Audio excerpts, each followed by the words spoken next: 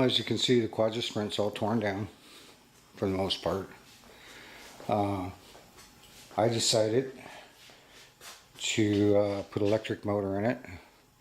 I'm staying away from the bicycle type electric conversion kits because if I do that, I will lose my gearing, and it would a lot of those off-the-shelf kits won't even work for this unless you want to spend a fortune of money doing modifications. I just give you a quick overview of where we plan on putting all the components for this scooter motor conversion. First up is the motor. The motor is going to mount on a platform that we're going to mount in here. Now you can do anything you want. You can go as wide as you want or do whatever you want. You just got to make sure when you mount the motor you have some adjustment to adjust it so you can take the chain off and on, or tighten up the chain. So that's where the motor is going. This is the drivetrain we'll be talking about in this video. The speed controller, it's going to mount right here because you want to keep that speed controller close to the motor and battery as possible.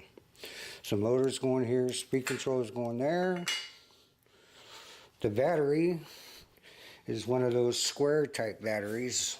It's about 2.5 inches thick to 3 inches, 9 inches wide, and about 16 inches long, and it's going to fit underneath here on the bottom. It comes with a rack. It's a rear rack for a bicycle, but we're gonna manipulate that rack and see if we can't get it to mount on the bottom of this right here. One way or another, that battery's going to get mounted right underneath here. Good center of gravity as well on the very bottom. On and off switch will be here. Thumb throttle, I'm going to try and put it on the steering wheel.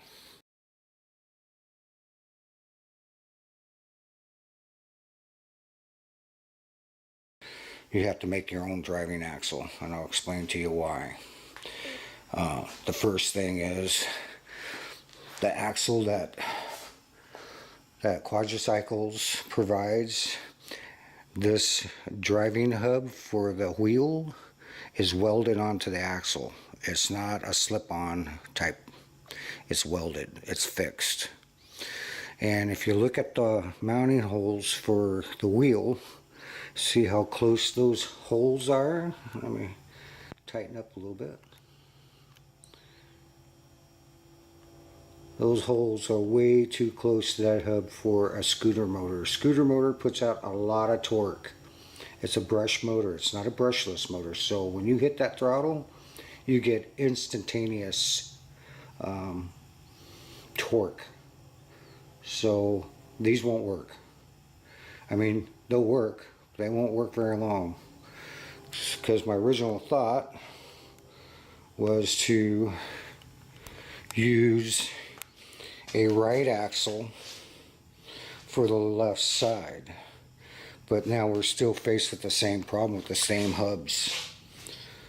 Those hubs won't work. So I ordered a new axle that's, now you have to cut this axle. So I ordered a 3/4 inch axle that has a slot all the way down through it, through the whole thing, for a 5/16 keyway. So and I ordered 2 more of these driving hubs for 3/4 inch. This one happens to be for a 1 inch, but it's the one I ordered is exactly the same size. The only difference is it's a 3/4 inch hole for the axle. But I just want to give you an idea. If you look at these two, they're basically the same size. It's not going to stick out that much more than what it already does, so that's good. And basically what that'll do, that'll go on there. Well, you know, after we put on a new axle, this will go on. Now you see the flange is much bigger because that flange mounts to the wheel, hub. You see the 3 holes. And put that over it. Look how much bigger that is. So that's going to solve my problem. So now the bolts will be right about here, and I still got all that extra beef there, so that will solve that problem. So I ordered a 3/4 inch axle with a slot all the way through, 35 inches long. I ordered 2 of these 3/4 inch driving hubs. One is going to be for back here, and it's going to mount something like that with a sprocket attached to this side of the hub. So there'll be a sprocket on that, and that will mount in there just like that. And then another one here for the wheel. This axle apart, and how to build your new axle and how to put it on.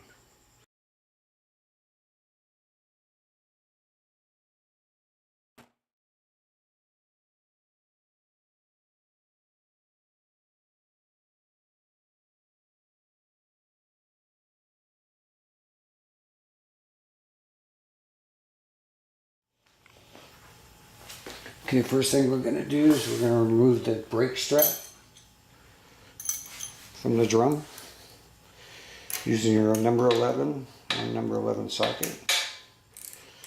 You can probably get away with a 7/16 as well. Now we're going to remove the key. This shouldn't be hard to remove.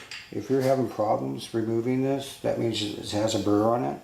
So when you go to put it back together, make sure you sand it down real good with some 400 sandpaper to get rid of that. Okay, so I'll just slide that off like that. The set screws,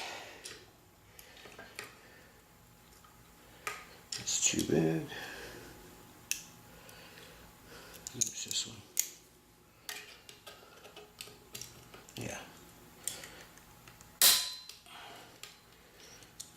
Now, when you reassemble these, make sure when you thread them in and tighten them that you put a little grease on. And we're just going to run that down onto the inside of the hub. You don't want to be pounding on this. You don't want to bend that. You don't want to be in there trying to wedge it out, because if you bend this drum, you're going to have brake drag and you're not going to be happy with your brakes. So it's just better to go in the inside and spin it around a little bit.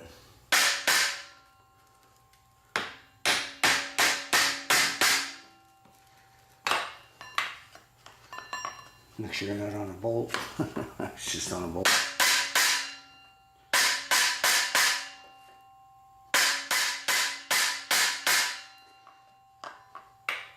It's coming. Well, last time you saw this thing, this hub was still on the axle. Just want to let you know when you hit on that axle, or the drum rather. Let me turn it over. When you want to knock this thing off, you don't want to be pounding out here. You want to be pounding in here. And you just want to go a quarter, here. Just keep turning it and tapping it in different places. And you can just feel the backside. You'll start feeling it starting to move or not. If it's not moving, then make sure everything's loose. If you're still having problems, what I did is I took the set screws out here, and I just pumped some oil into it and into the keyway and let it set a couple days, make sure everything's nice and loose. And I came back and I drove it off. It came off. It takes a little doing. The other method would be to use a gear puller, but The problem is you really don't want to be pulling on this drum, because you don't want to bend this thing out of shape, because this thing's got to stay within at least 7 thousandths TIR. So you know, you bend that thing out a thousandth or so, it may start giving you brake rub because of the way the brake system works. So just one word of caution. It's just probably better just to beat it off, you know. So that part's off.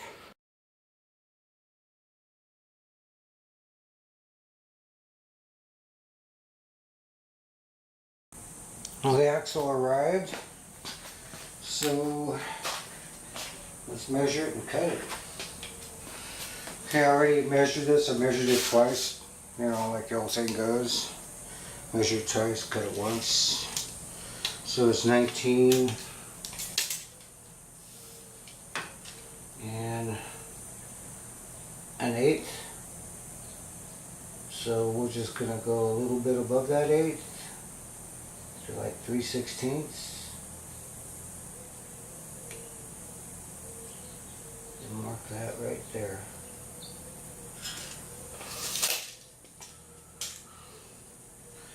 Go around another side. I'd rather be cutting out of that rather than cutting into it. You know, the keyway. So 19 and an eighth, 3/16 right about there.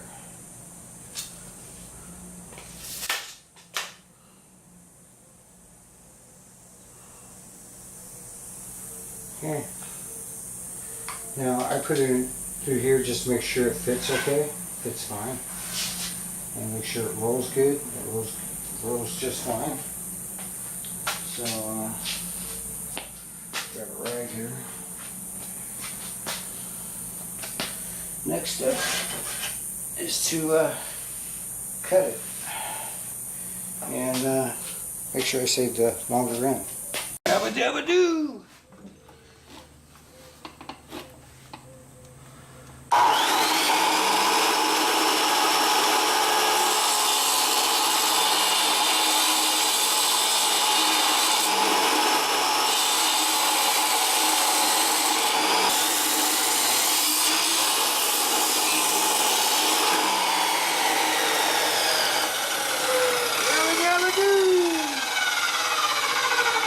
Now for a little bit of grinding.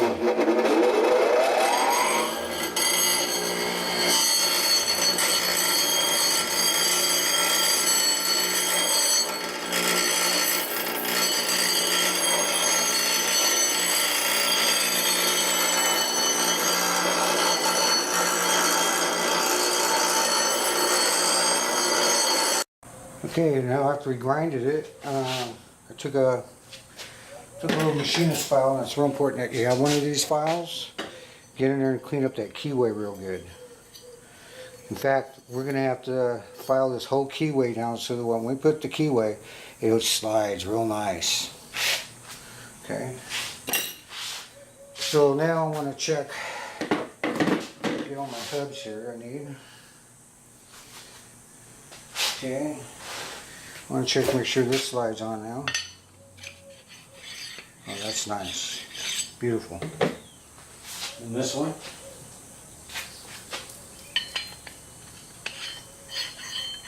Nice. And then this one. Nice. Okay, so now we're ready to put this together. This is a new hub I got. We'll make it into a wheel hub. And this is the spacer I got. Well, I'll explain more about that as we go along. This is the old driving axle, and these are the hole locations for the driving bolts for the wheel. So let's turn this wheel over so we can see the back side. Okay, part of the problem of this hub mounted on this wheel was that it was hitting on the spokes. This spacer is the perfect size except for that black you see I have on it. That needs to be grounded down. It doesn't have to be perfect, but the main thing is when I sit it in there, no matter where I turn it, it sits flat inside the hub. It's hitting on the spokes just a little bit like in here, but if I grind that, it's hitting the spokes a little bit. So if I grind this out on the grinder, then I got a point of origin. I can just turn it to make sure that it's not hitting anywhere, because I don't want this hitting. I want it to sit in there good. And then we'll have to drill holes through it for these 3 bolts, and this is what I want to talk about. So this is my fixture. It's just a drill press vise clamped to a couple of jack stands. So what this is going to allow me to do is to set the hub inside the vise like so, and lightly tighten into place. Then I can drop the old axle right on top. Now I can position these holes a lot easier for me to look and see where the holes are exactly. Now I can take a center punch. So this is our spacer. What we're going to do is we're going to grind it down so when it fits on the hub it doesn't hit on the spokes. And another thing I'm going to do is I'm going to grind the sides by dropping this down so I can get further in so I can set it so we can grind down the sides, because it's a little bit too thick. It's about 2 times thicker than what we need, but I'm not gonna do it all the way down, but I'm gonna take it down at least 1/8 of an inch, 1/16 on it, about a 1/16 on each side. So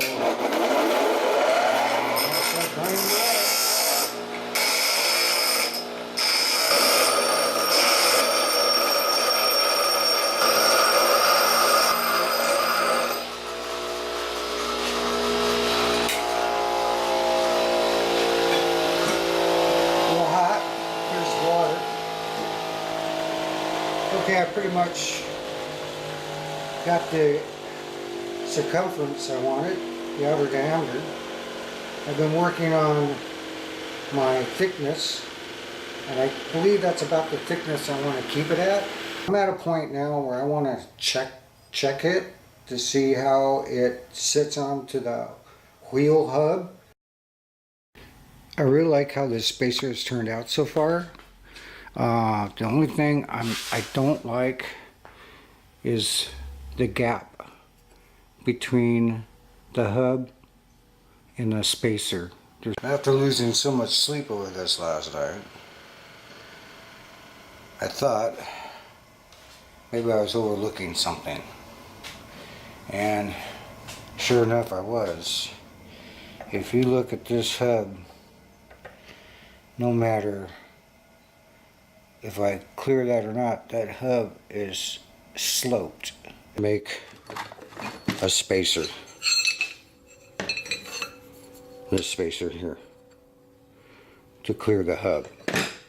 Then the next problem we ran into, now I'm going to put it on the flat side.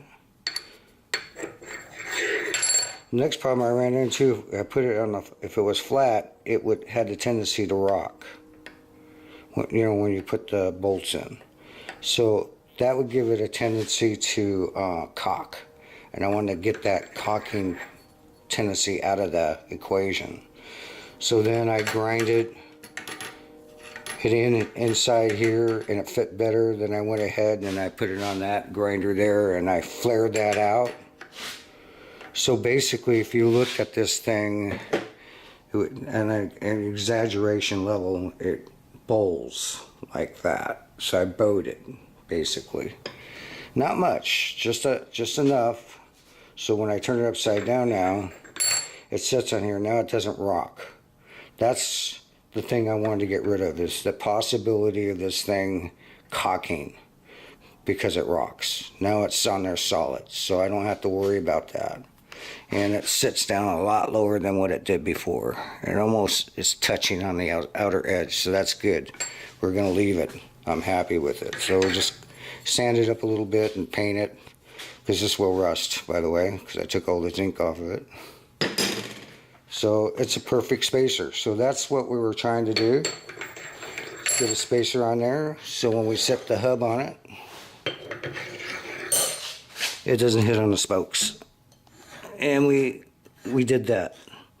Now the next thing that's important, and I already checked it, use your calipers, such as these, and go around and check that outer diameter, you know, the thickness. Make sure it's within 2 or 3 thousandths.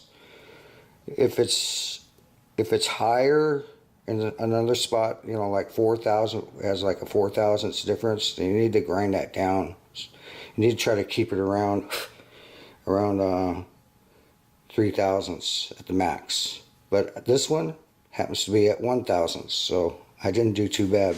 We're doing it by hand, so we're good. Okay, what I've done here is I've taken the old axle, slid it through the hub on the tire upside down over the hub that we want to mount onto the wheel, and dropped the bolts in so I could see what kind of distance I should have if I drill the holes consistently where they clear properly. So that looks like about a little over 8. So I think if we use the Allen key, the Allen head screw, we'll still have to grind that out just a little bit, but not anywhere near as much if we went with the hex head. So that's a definite. So I need 1 inch long. So I just got back from Lowe's, and these are the bolts I decided I'm going to use. Get a close up here, see what we got between the, look what we got. Oh, come on, focus, back out. You can see we got enough room in there. I don't think I'm going to have to grind that at all. So I positioned these 3 holes in its best possible position that it could possibly be in.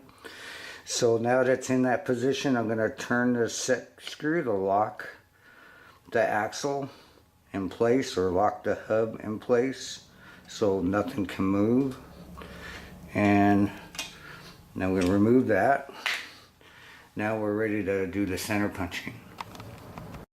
It's super hot in this garage, so I'm going to be doing little steps at a time. Make sure it's center as possible. Good.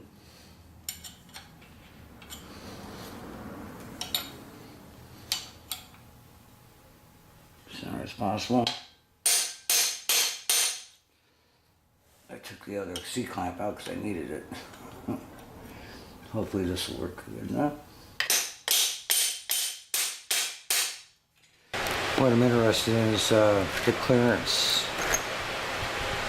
around the hub. That looks good. That looks good.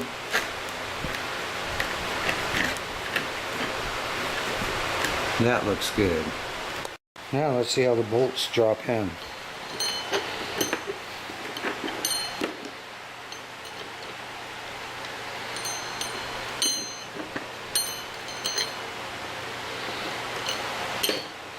There's the other one. Yes.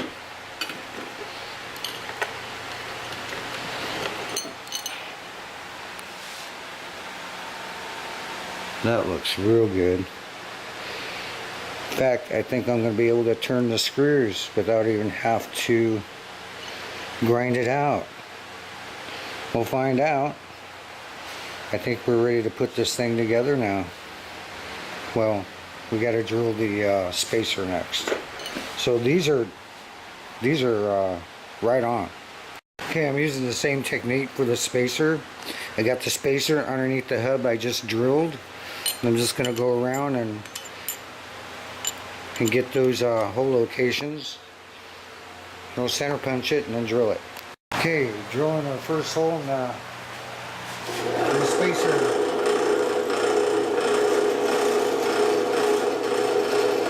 I'm going to go back and re-drill these a little bit bigger.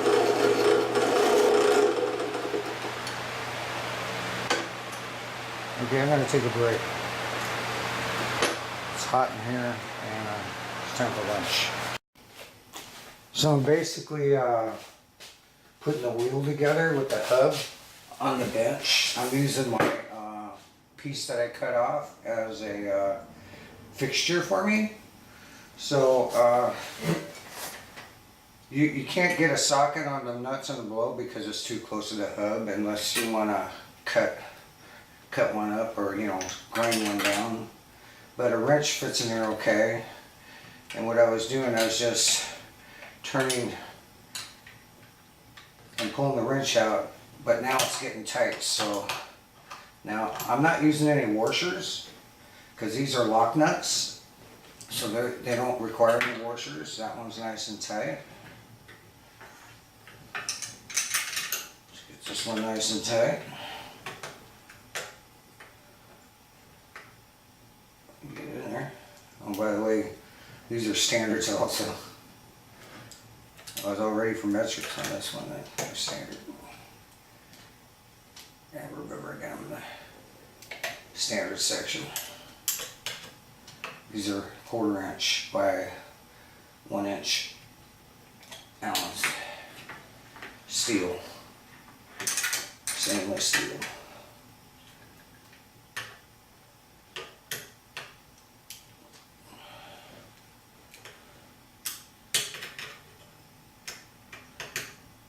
Much easier to build it on the bench than try to put this together. It's on the bike. And you can do that now because it doesn't have a welded on drive hub. It's keyed on, so we can just slide it on, key it on wherever we want. So that's good and tight. I don't have any specs for these, so I don't know. I'm just getting them tight. Probably edit this up. No.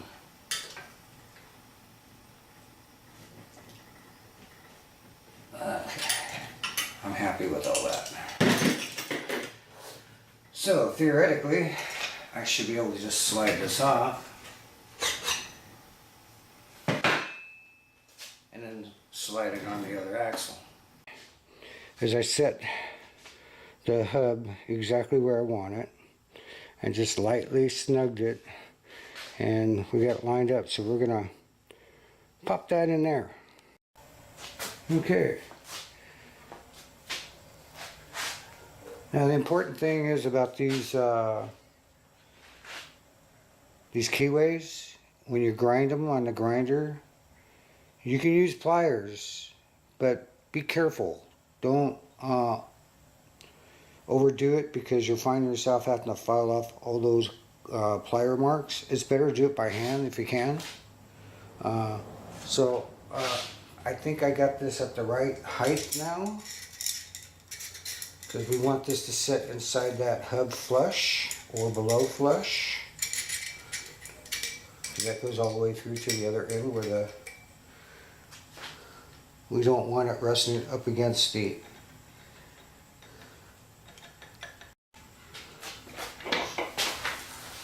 Okay, now we got the wheel locked in on the axle. Now I already cleaned the axle real good and cleaned up the keyways real good and put a light coat of oil on it. So see, this is why I was worried about that keyway sticking out so far. So I think it'll be fine now. Come on, get in there. There we go. That looks good.